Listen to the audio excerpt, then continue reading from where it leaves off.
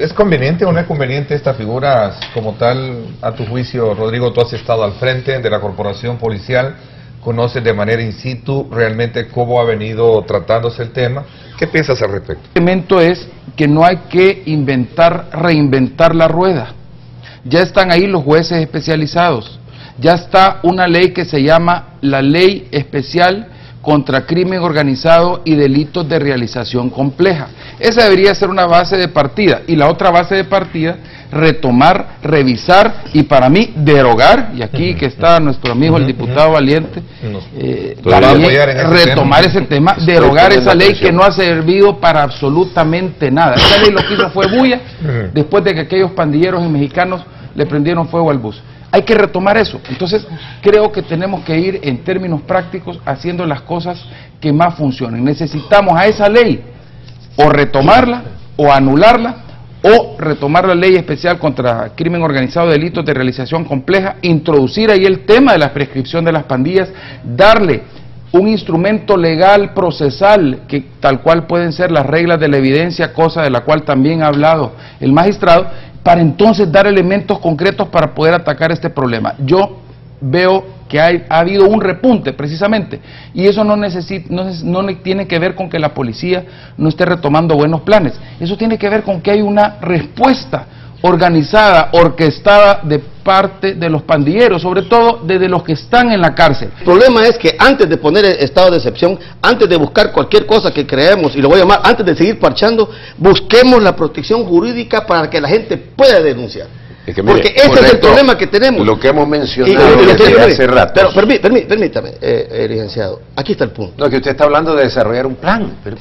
Precisamente de eso se trata. Bueno, eso no se ha hecho. No, yo lo dije al inicio. Si esa es la obligación de un gobierno. A su juicio no hay un plan. No existe una política. No, por eso yo lo dije de un inicio y por eso lo retomé. Sí, entonces por eso usted mencionaba antes como que se dan palos de cielo. No pareciera, al menos, no hay que lo una hay. Coherencia. Sí, pero aquí viene, ¿no? El punto es bien sencillo, ¿verdad? Yo creo que nosotros también debemos de ser propositivos y contribuir. Y yo lo digo, y nosotros lo dimos a conocer, y hoy lo voy a mencionar. Y lo voy a decir como institución al que pertenezco ahora en mi carácter de candidato a diputado. Así es, fíjese que nosotros, Partido Nacional Liberal, el PNL, el único que habla sobre la comida. Nuestro lema dice la comida es primero. Por cierto, me trajo una mata de maíz. Para que haya comida tiene que haber inversión y trabajo. Aprovechando. Y lo voy a aprovechar rapidito para que mi coordinador no vayan a creer que no había preparado. Así que no lo hago aquí.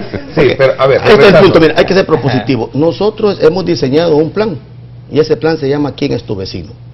Todos sabemos quiénes son los mareros, así como también lo saben, sobre todo, quienes están siendo extorsionados. Ahora, ¿no será que quiénes saben quiénes son los que, quiénes son los delincuentes, quiénes son los que delinquen? Porque hay varios tipos, diría yo, de acuerdo, de personas calificadas así, de tal manera pero que pueden pertenecer a un se grupo puede de llegar pandillas a los niveles dirigenciales a partir de quiénes son los ejecutores, de modo tal que el problema realmente, ¿quiénes son los a menos que sea un problema de inteligencia, que yo creo que la inteligencia militar, la inteligencia policial sí sabe quiénes son los mareros. El problema es cómo se hace con eso. Una señora sabe que el sujeto es el marero, ¿qué se hace con eso? No se le puede ir a traer, es que dice la señora que es marero. Para comenzar, no habla, pues sí, porque todos tienen miedo, como dice Rodrigo.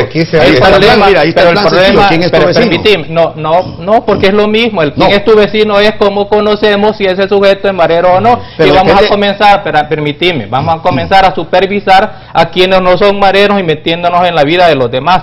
Conocer quién es marero no es el problema. ¿Cómo hacemos con los que sabemos que son mareros? Ese es el problema. Y la gente no habla, no lo denuncia porque tiene miedo. ¿Y por qué tiene miedo? Porque le falta protección física y le falta protección jurídica también. Le falta protección física porque la policía no tiene la capacidad, ni la Fuerza Armada no tiene la capacidad para asegurarle que a alguien que ha denunciado no le va a pasar nada. Hasta la policía y hasta la Fuerza Armada ahora tiene miedo de actuar utilizando la violencia para proteger al ciudadano. Porque tenemos en los juzgados a una buena cantidad de policías y de miembros de la Fuerza Armada que han utilizado la fuerza bien entiéndase a golpes o bien entiéndase disparando, y han lesionado o han matado a algún marero, y ahora ese agente policial o ese miembro de la Fuerza Armada está en la calle. Mostrémosle entonces a la población de que va a tener la seguridad, tanto jurídica, y que también nosotros vamos a tener la capacidad sobre los jueces, sobre los fiscales, y yo diría por último de la policía. Miren, a la policía, perdone, lo único que hay que hacer en este momento es fortalecerle su moral. A la policía hay que devolverle la razón por la que se fundó la Policía Nacional Civil. No es suficiente. ¿Cómo no, licenciado? No, mire. Y le digo que ¿sabe por qué sí? Nosotros y le voy a decir algo, si me permite. Propusimos, le hago el comentario y usted sigue. Okay. Usted sigue. Nosotros propusimos en la Asamblea, como fracción, darle una protección a la Fuerza Armada y a los policías que tuvieran que disparar en cumplimiento justificado, cumplimiento de su deber para proteger a un ciudadano o ellos mismos. Es legítima defensa. Y no tuvimos los votos, porque no hay los derechos humanos ¿de quién? De los delincuentes. Sí, pero si no cambiamos esa mentalidad, mi coronel, olvídese. Yo no quiero vamos a estar aquí dentro de 10 años, si Dios nos da vida, discutiendo lo mismo. Es que no se trata de que sea esto general a todos los jóvenes. Y por eso digo, conozcamos lo que han hecho exitosamente en otros países y no inventemos la rueda. El estado de excepción focalizado al sujeto que hicieron en los Estados Unidos, que es un país democrático, un país donde se garantizan los derechos civiles y los derechos humanos y los derechos ciudadanos, en Los Ángeles las leyes estas, es más, son leyes de protección social. Que vimos en estas imágenes del fútbol de ayer, con todo respeto, un mal procedimiento del policía. Primero vimos que lo estaba golpeando con su macana. No, hombre, de una vez el sistema es en pareja, abajo y esposado. Tú, no más.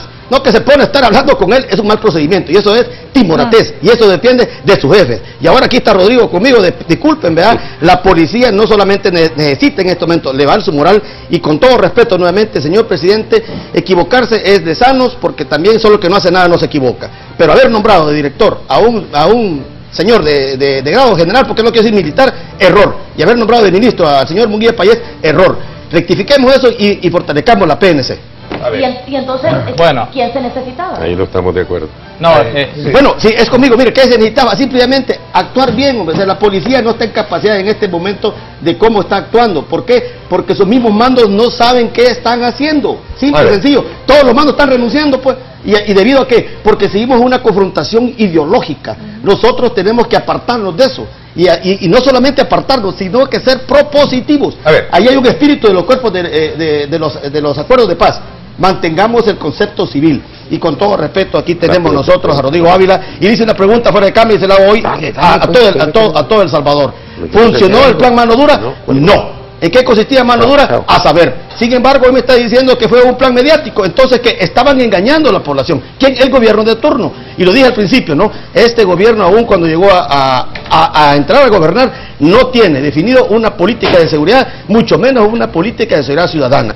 Y yo lo que creo es que hoy lo que hay que hacer es que si el presidente nombró al ministro Munguía Payés y al director, hay que darle el beneficio, hay que darles el apoyo, hay que darles el apoyo. Fue una decisión del presidente. Yo por lo menos quiero decirlo, yo el discurso que le he oído al ministro y al director de la policía es coherente en cuanto a enfocar el problema, y no se han dedicado a echarle la culpa a nadie, sino que han asumido, y yo sí les doy el beneficio de la duda, indistintamente de que sean o hayan sido militares. Está bien. El Estado debe de proteger, brindar seguridad al ciudadano.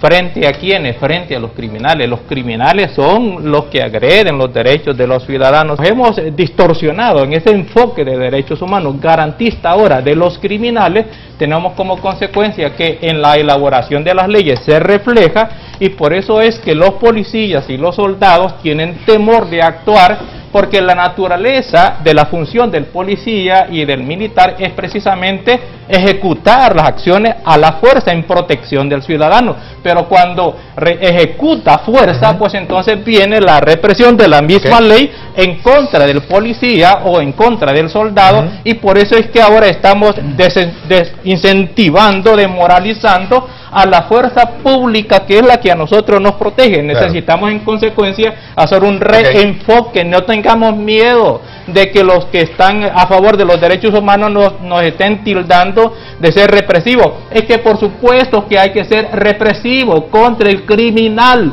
de modo tal que no hay que esconderse sobre eso, hay que ser represivo contra ellos. Al resto 10 segundos. El problema ha alcanzado dimensiones tan especiales que requiere de soluciones especiales. Y mi análisis y mi reflexión es que hay que apoyar las autoridades de seguridad pública actuales, hay que apoyarlos por el bien del país y formular discusiones desde una base técnica y realista, apartando los dogmatismos teóricos, apartando los intereses partidarios, apartando los afanes de protagonismo personal que todavía hay muchos tienen, y por supuesto esos marcos teóricos importados que traen esos llamados expertos de otros países que aquí nunca han entrado y nunca han puesto un pie en la campanera. A ver, 10 segundos.